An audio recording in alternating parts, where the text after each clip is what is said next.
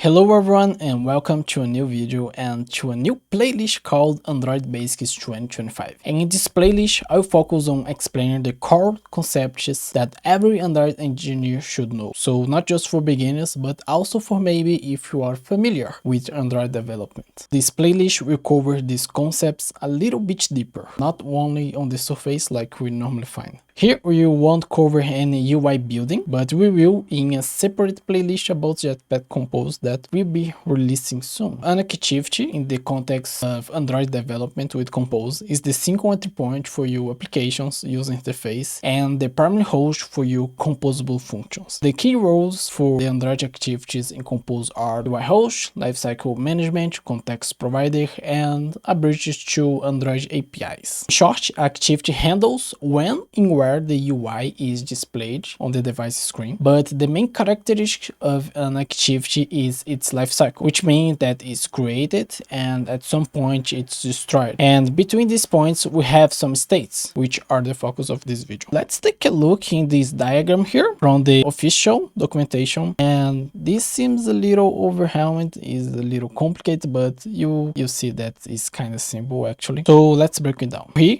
in the onCreate is where we can start our variables or UI, and we can also deal with some initializations. And here the user don't see anything in the screen yet. Then we move to the onStart here. Here the user can see our activity, but he can't interact with it. Here the activity is visible for the user, but the user can't interact with the activity yet. It's something like you can see something, but nothing's happening yet, you know, so it's kind of this. So we move to the onResume here. The activity is available for the user to interact, and we stay in this stage until the user moves away. While here, if any piece of UI comes to the foreground, so we move this to the onPause, and the resources that the user needs are kept in the memory in case the user comes back. So as it says here, if the activity is no longer visible for the user, so we move the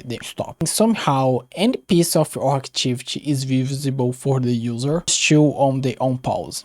So literally, if the activity is no longer visible, any of this, we probably are in the onStop. And here on the onStop, if the user comes back to our activity, then we move to the onRestart here. And then we call the onStart, and then we call the onResume, so the activity is available again for the user to interact with it. So we call the onResume here, so the activity is available for the user again. And last here, we have the onDestroy. So if the user goes back or closes the activity, or if the systems need some memory and decides to kill our application, this state will be invoked. And we also can get this method here in a so-called configuration changes. So the most common here is the screen rotation, so everything is setting up from the beginning again. So you pass from onCreate, onStart, onResume, and everything's going again, everything's set up in from the start.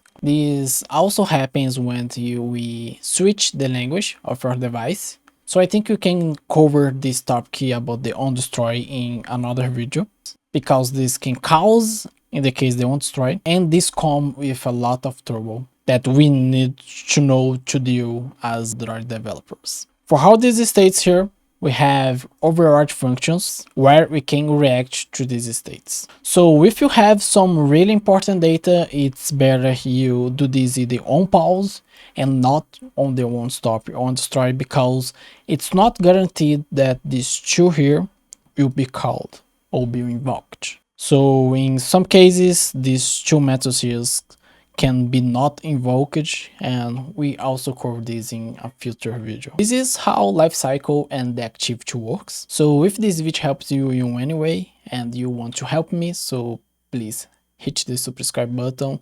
I will be posting here 2 times per week. So have an amazing whatever part of the day you're at, and I will see you again in the next video.